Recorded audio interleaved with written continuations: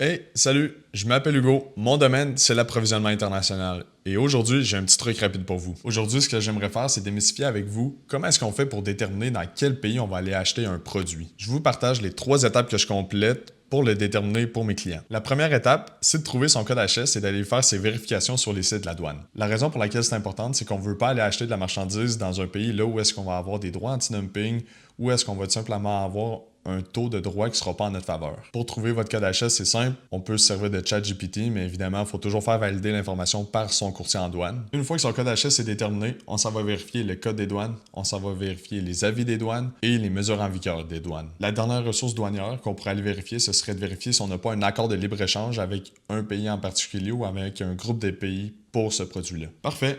Maintenant que cette vérification-là est faite, qu'on a vérifié auprès des douanes où est-ce qu'on pouvait acheter ce produit-là, on va aller vérifier sur un site qui s'appelle OEC. Personnellement, j'adore ce site-là, je m'en sers tout le temps pour mes clients parce que ça me donne les données nécessaires pour aller déterminer là où est-ce qu'il y a une grande concentration de fournisseurs, puis là où est-ce que se trouvent les plus grands exportateurs du produit que je cherche. Donc OEC, juste pour être très clair, c'est juste une base de données qui présente les données sous forme de graphique. Donc ça aide à facilement interpréter là où est-ce que la concentration en fournisseurs est forte. Ce qui est très bien avec ce site web-là, c'est que je peux faire les recherches basées sur le code HS qu'on a déterminé dans l'étape numéro 1. Donc la troisième et dernière étape que je vous suggérerais, c'est d'être au courant des tendances tout simplement. Comme vous pouvez voir passer dans les nouvelles, c'est pas super bon entre les États-Unis et la Chine. Souvent, le Canada, on emboîte le pas en fonction de ce que les États-Unis font. Donc, peut-être que la Chine, pour vous, c'est un marché qui n'est pas attirant pour l'instant.